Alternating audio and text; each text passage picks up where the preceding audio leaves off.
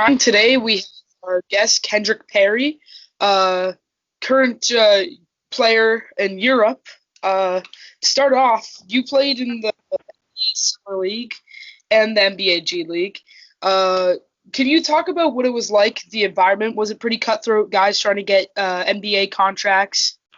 Yeah, I mean, for me, it was definitely a different experience. Me coming from a mid-major school in Youngstown State, and a school I'm sure a lot of guys really probably don't know about. So I could definitely say it was pretty cutthroat, but at the end of the day, it was an opportunity for me to kind of see how pros carry themselves behind the scenes. I was fortunate enough to be on a team with guys like Victor Oladipo when he was with the Magic.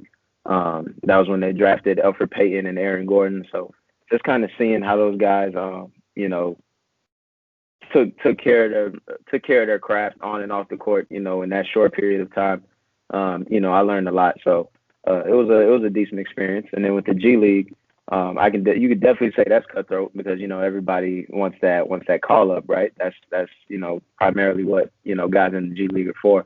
But for me, I just caught the tail end of it. I was coming off of my first season in Australia, so I caught like the last 3 weeks of the regular season. So I didn't really get the full scale of a typical G League season, but I can definitely see parts of where people can say is definitely a cutthroat business. And you mentioned Youngstown State there. You every year in college, you just kept improving and improving up until your last season. You averaged 21 points per game, 4 assists, 4 rebounds, and 2 steals per game. Do you find that you were able to progress very well throughout your time in college? Yeah, the best teacher in life is experience. So I just figured the more games I played, the more I was able to play through my mistakes, the more I was able to grow as a player. And then of course, in the off season, putting the work in and doing my due diligence as a basketball player. That obviously I think that uh, helped me helped set me apart from a lot of the competition. But experience is always the best teacher. So as long as you're continuing to play and continuing to make mistakes, you can always learn from them and be able to develop your game. And at Youngstown State, you got all district first team and all district second team. You made the first team twice and the second team once. What was it like being at such a young age getting achievements like that in college? Well, it was satisfying in the fact that it shows that all my hard work wasn't for anything. Personally, I would trade all that back if I could get a Horizon League championship, and then get an opportunity to play in the NCAA tournament, the dance. But I look back on my college career as some of the funnest times in my life. I still keep in touch with most of those guys from my years there. And like I said, it's a testament to the fact that the all the work that I put in. It's nice to see that your hard work pays off in a physical form, like an award or a first team or something like that. So that was nice. And in the Horizon League, you got all league first team and you made the all defensive team as well. Uh, do you find that defense is one of your specialties when it comes to your game? I mean, I take pride in my defense. I know it's something I can still get better at. So I wouldn't say it's a specialty, but it's something I take very seriously. Because I always pride myself on being a two-way player. What good is being able to score on somebody if anybody can score on you? You know what I mean? That's always kind of been my mentality. So as much as I want to score on people and as much as that feels good, I like to be able to, you know, contain my man defensively too. So like I said, I've always taken pride in defense, and I still have a lot of ways to go. But like I said, it's something I take very seriously, and I work on just as much as my offense. And in college, you got invited to the Portsmouth Invitational Tournament, which is a big invitational tournament, and there's a lot of top tier talent there. Did you find that it was very competitive in the tournament? Ab- Absolutely, absolutely, because that you never know what can come from that opportunity. You never know who's in the crowd watching, whether it be NBA scouts, overseas scouts. At the time I didn't have an agent, so whatever agents are looking to sign clients. So any opportunity like that, you gotta make the most of it because you just never know what can come from it. And I was fortunate enough to be invited to Portsmouth, which is a great invitational, and it's kind of structured like in a way it's kind of structured like the NBA draft, so it prepares guys for that. So yeah, it was, like I said, it was just a great opportunity. I was fortunate enough to be a part of. And what was it like moving from the United States all the way over to Europe? Well. So my first year overseas, I went to Australia, and that was an easier transition for me, right? Because everybody speaks English over there. I'm from Florida. But the seasons are different, so it was still hot down there. So for me, it was a smoother transition. Now, my first year in Europe, I went to a small town in Hungary. I think it was probably 10,000 people within the whole town. So that was a bit of a culture shock. You go to the local grocery store and nobody speaks English. It's hard reading the signs at times when you're driving around. Luckily, like I said, I was in a small town, so everything was in a certain, mile radius. But the biggest thing that the thing that always translates is sports, right? And I can say that the town I was in, it was called Corman, Hungary. Their fans are very passionate about basketball, So even if we didn't understand each other on a language because of a language barrier, they saw the work I put in on the court and they saw the passion I played with, and they gave that passion back to me.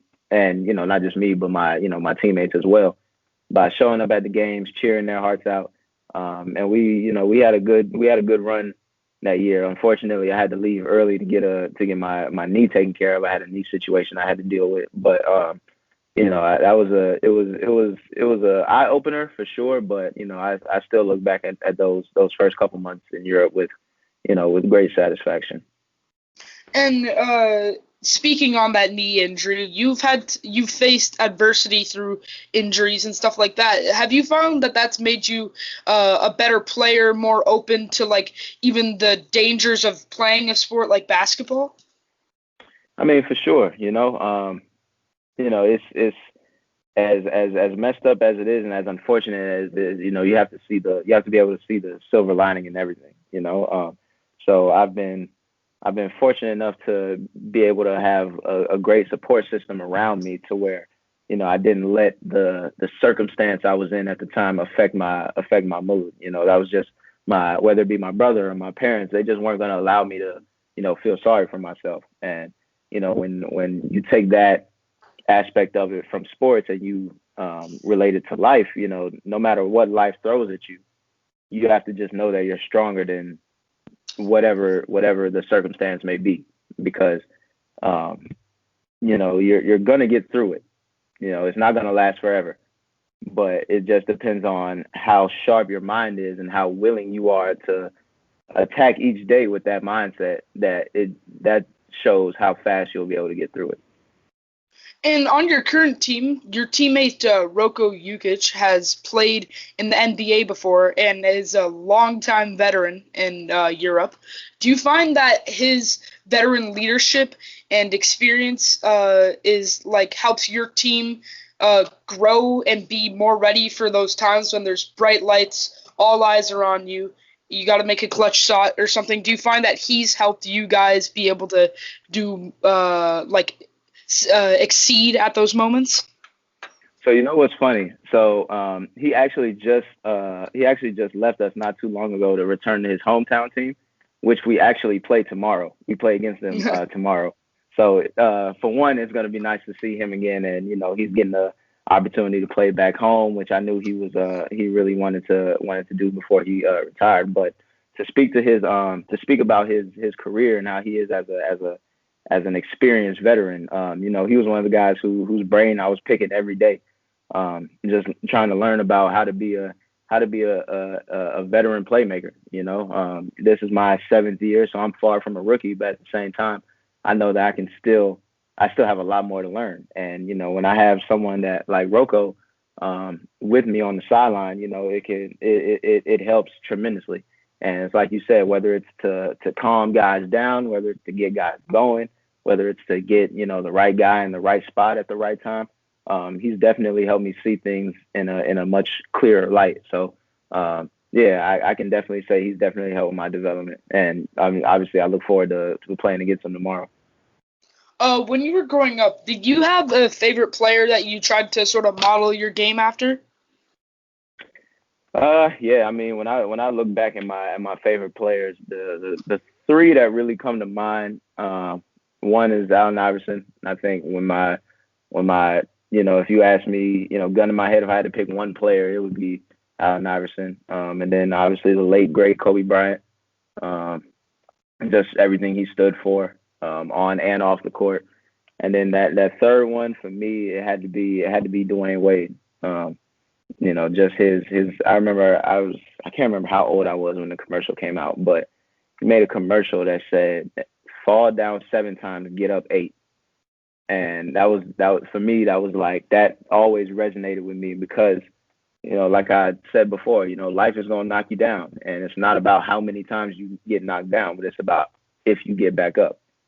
Some people do, some people don't, but for me, it was always no matter how many times I get knocked down, and it's gonna be a while, or it's gonna be a lot.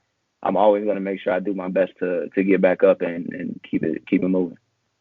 And as a playmaker, you're a point guard. So have you tried to like model your game after guys like Dwayne Wade and Allen Iverson? Shorter guys played the guard position and were excellent playmakers during their career. Well, as a playmaker, I try to pick from, I mean, all the premier point guards. Chris Paul's, the Russell Westbrooks, the Kyrie Irvings.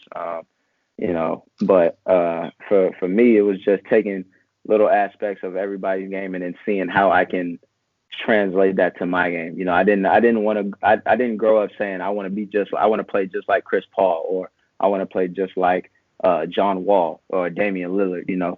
But I'll watch some film on Damian Lillard and I'll see how he goes around the ball screen or whatever, and then I'll see how maybe I can make that same read while staying true to my game. And growing up, do you have a favorite team? You were from Florida. Was it like a kind of like a local team like Orlando or Miami, or was it something else? Yeah, it was local. It was local. Orlando. I'm from Orlando, so I've been an Orlando Magic kid through and through. I honestly say though, the one time I went against them was when they were in the finals against Kobe and the Lakers in 2009. Just because I felt like the Lakers had a better team, and I was a huge Kobe fan. So that was I will openly admit that was the first. That was one of the very few times I went against the home team. But other than that, it's just I've lived in Orlando all my life, so I figured I'd stick with it for better or for worse. And in the summer league, you got to play for Orlando. What was it like playing for your favorite team? Well, I was on the team. Unfortunately, I didn't get to see too much court time, but I mean, like I said, just being home and putting on that Orlando Magic League Summer League jersey. A lot of people from my city can't say that they've done that, and it's something I don't take for granted. Even though obviously as a competitor, as a player, of course, I wish I got more playing time, but I know that every opportunity, big or small, somebody else would kill for that same opportunity. So I never take anything for granted. I'm still thankful for this day to this day for the Magic organization to at least give me that small opportunity because that got me to where I am now. So it was a blessing in disguise for sure, even if I didn't know it at the time. And when you have like a big play, maybe a clutch shot, dunk, maybe you cross somebody up, do you have a go-to celebration? Every time I make a three, I do the little three on the head. But like in terms of a big play or anything like that, nah. Um, I try to, and it's funny because like looking back at when I watch games or whatever, I say like, man, I should have did this here, I should have did that. But the game is so long, right? I don't want to celebrate too early. I'm one of those guys. Like I'll celebrate and scream and all that once I know the game is exactly over and we won. But I don't want to scream too early and then it turn around and bite us in the back. So I'm kind of one of those even keel guys on the court.